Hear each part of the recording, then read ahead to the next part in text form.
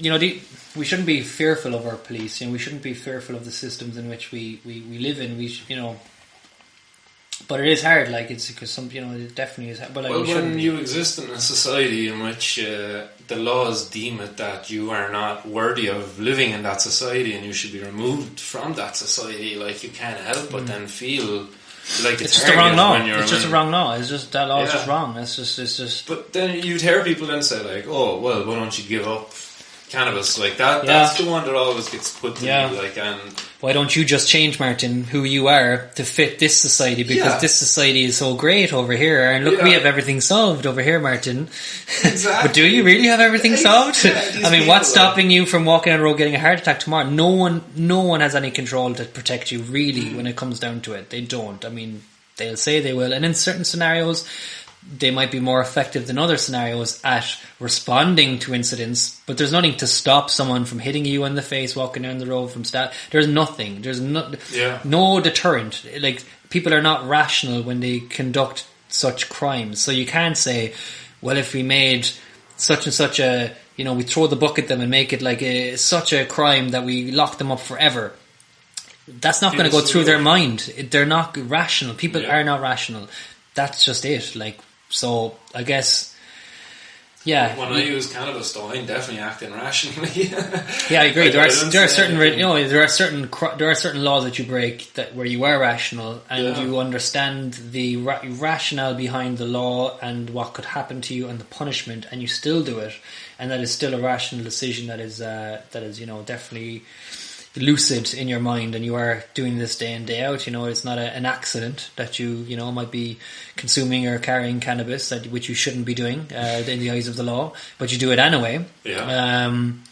But it's like these laws are artificial. They're there for some good reasons and some not so good reasons. We should just change them. We should ignore the ones that are bad. We should actively go against the ones that are bad and that hurt people. And we should try and respect the ones that make a lot of sense, like whatever, violence and murder and stuff like that, and actively try and change the minds of people who are. And like, how do you do that? I think you show up. Like, I think like most of it is just like showing up to an event like Support Don't Punish, or like joining your society. Like, even that in itself is a protest. Like, you've put your name down to a thing. You may or may not be actively showing up to meetings and stuff, but you've at least shown your support. You've stood up and said, at least I support that. I support that thing. I'm putting myself forward in that thing, and I don't mind that my name is on this and this, or I might have on my LinkedIn page that I worked or interned at a particular organisation that is strongly towards legalisation or harm reduction. Stand up for your convictions is what I would say, whether they're good or bad or subjectively whatever. If you believe in something, stand up for it. Like, I think a lot of people are dictated by fear. You've got a well-paying job and you don't want to lose it. Like, you don't want to be seen to be out there walking with these guys who are marching for cannabis legalization.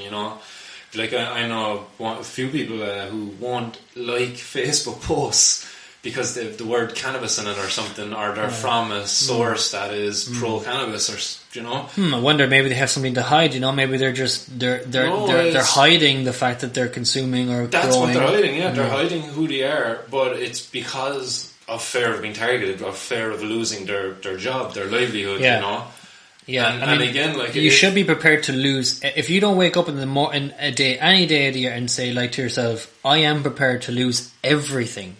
Everything. I could lose my entire bank account, could be gone, my car could be taken away from my house. You still need to know how to survive and get up the next day and the next day and the day after that. Like, you shouldn't be fearful of losing things.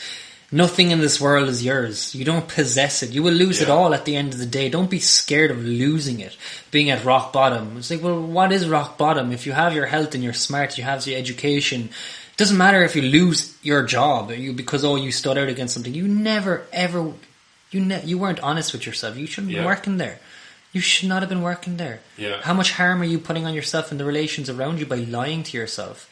By lying to yourself and others about who you really are.